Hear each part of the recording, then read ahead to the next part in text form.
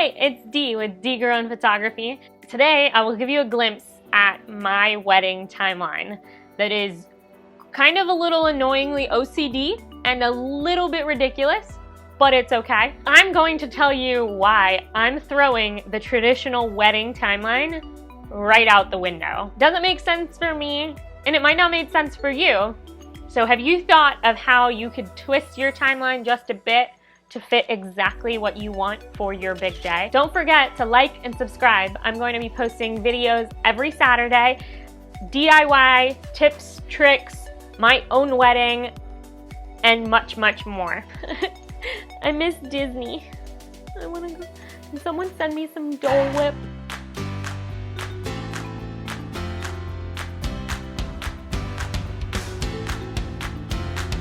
I was the stereotypical little American 5-year-old who dressed up her brother and cousins to stage an elaborate fake wedding when I was a kid. I always dreamt of the over-the-top dress, flowers hanging everywhere, lights and sparklers and extravagant menus, all of these things that were brought to us by movies and television shows, and how society manipulated what the wedding was to look like. Of course, as I grew up and became a wedding photographer myself, I came to realize that not all of those things that were originally my 5-year-old dream were exactly what I wanted. To be honest, I didn't realize I wasn't in a movie. After becoming a wedding photographer and now a bride myself, there's a lot of things that I took into consideration that I would have never taken before. There's a lot of things that I've seen in weddings and I've photographed myself that to me make no sense. They don't add any value to the day, and it's not something that either me or my fiance really want. So why would I spend all the money on these extravagant things when it's not anything that either of us now dream of? So I took lots of notes, and I took every wedding that I've photographed or I've attended into consideration, and more than anything, trying to imagine how it felt when I was there. Did it actually make the bride and groom happy? Was it something that they even were able to take a part in? Or were they too busy with 14 other things that they couldn't enjoy it? My suggestion is make a real list of things that actually matter to you. When you think about your wedding day and when you ask your fiance what they imagine on the wedding day, what are the things that stand out? To us, we want a party. We want to leave the day dead exhausted, and we are on cloud 9, and we have just had the best time with our friends and family. We leave there knowing that everyone had a great time, even grandma was up there boogieing, and that everyone enjoyed the food, remembered the ceremony as being sweet and simple, and we got to have a conversation with everyone that we invite to the wedding. You're allowed to be creative. You're allowed to do whatever you want on your day. So for our wedding timeline, I've decided to take things a little old school and very new at the same time. First, I'm starting with a first look. If you haven't already, watch my video here about why I will always tell you you should have a first look. It's going to alleviate so much pressure. Not only that, my fiance and I are going to have our own first look, but as well, we want to make sure our families are involved. I want to have a first look with my bridesmaids, with my dad, with his mom. I want to make sure that they all are there with that interaction. So our first look is going to be extended. We're going to have multiple first looks. After the ceremony, of course, we're still going to take a few family photos because everyone's ready to go, and that is something that is pretty easy to do. As soon as everyone gets up, family stays, everyone else goes to cocktail hour.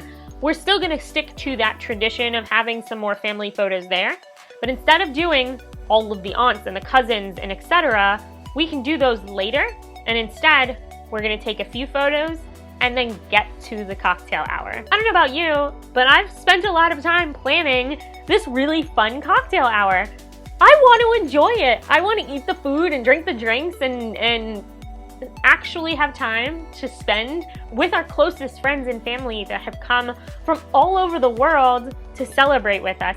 I want to spend time with them. I don't want to spend the time that they're there off taking photos. So, have you ever heard of a receiving line? It's actually a very old tradition where between the ceremony and the reception, the bride and groom and the parents of the bride and groom would stand in a line and the guests would file past. They would say hello, give hugs and kisses, and pass off their gifts. So the bride and groom are receiving the gifts from their guests and the guests continue on.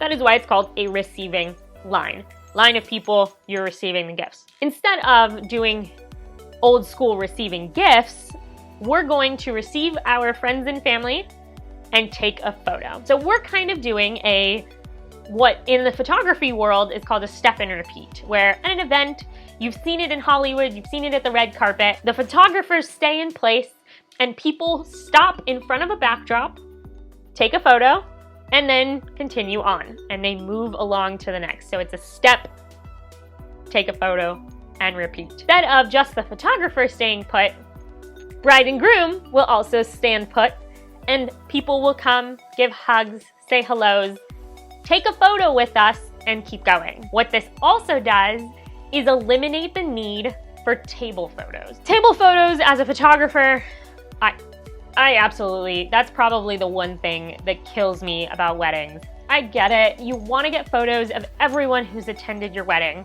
and the easiest is when everyone is sitting at their table, but people are generally half eating, drinks, things all over the table. So instead, if I can get individual photos with the families that have come together, so my aunt, my uncle, and my cousin can all stand together with me in one photo. That also makes now a gift that I can give them later. When I get those photos back, I can now gift that photo of all of us together, and there's not a random someone else who's sitting at their table in the background of the photo that they don't know. This doesn't mean that there won't be any table photos. There may be someone who calls over the photographer and says, oh, I want to get all of the old college friends together, or I want to get my coworkers all in one photo with me. You still will, call the photographer over and get a photo together at a table, and that's okay. But considering most weddings that I attend have anywhere between 15 to 30 tables, yeah, the whole time you're supposed to be sitting down enjoying your meal, you're now chasing people to get table photos. The tradition of cutting a cake comes from an old tradition of doing something together as a married couple for the first time. Cutting a cake is not that difficult, but also very difficult at the same time. If you've never tried to cut a cake while other people's hands are in your way, you may want to practice beforehand, but I also, as a photographer, hate that it has become a spectacle. Unless you plan on smashing the cake in each other's face, you don't need a bunch of people standing around watching. So I really don't want to have a time where we interrupt everyone's schedule to stop them from dancing, stop them from mingling, to watch us struggle to cut open a piece of cake. Instead, I want to do the cake before the toasts. Do it right after dinner. Everyone's still kind of finishing up. If we cut the cake, then everyone can serve themselves dessert before the toasts begin. Toasts generally happen at the end of dinner, and the cake cutting traditionally is done a little while after. I don't know about you. I think I need to carb load before the amount of alcohol that's going to be consumed while on the dance floor. Desserts are going to be my favorite part of the wedding. I want the desserts as soon as possible. My little brother probably doesn't remember this, but when we were kids, I definitely dressed him up to be a part of my bridal party. He is extremely special to me, and I want to make sure that I have a special dance with my brother. I've had to make sure is added into the timeline. The brother-sister dance is one that's going to be pretty special to me, so I plan on doing something fun and having that be the kickoff to the party. Because of all of the timeline moves and the things that I'm doing a little bit differently than tradition, this is gonna give us way more time to dance. I will be on the dance floor the entire time. I plan on changing out my shoes to make sure that I am comfortable, and you bet someone's gonna have to be on drink duty because I am not leaving that dance floor. There is so much involved in my timeline, and I plan on showing you the final version a little closer to the date, but it includes a breakdown of when the hairdresser needs to arrive and end by, my makeup artist timeline and who's getting their makeup done at what time, when the breakfast platters are being delivered, when the groom is supposed to open his gift, when the ceremony needs to be broken down, and everything is going to be in that timeline. The thing is, I know the timelines don't go as planned. I've photographed enough weddings to know that it's not going to go as planned, that I can make the most extensive timeline, and no matter what, something's going to happen. But because I'm already ready for it, it doesn't matter. Our day is going to be magical. It's going to be so much more than I could ever dream. And I'm just excited to share that dream with the man I love. If you have any questions, if you're looking for help on how to manipulate your timeline to fit everything you're looking for and more, leave me a comment below. Let me know if I'm missing something, if there's something I need to make sure I add to my timeline. Look out for another video coming soon with more extensive detail on my timeline. Don't let this become anything other than the wedding of your dreams. I'll talk with you soon. Have a magical day. Am I allowed to say? Is there a copyright against saying that? I just want to go back to Disney.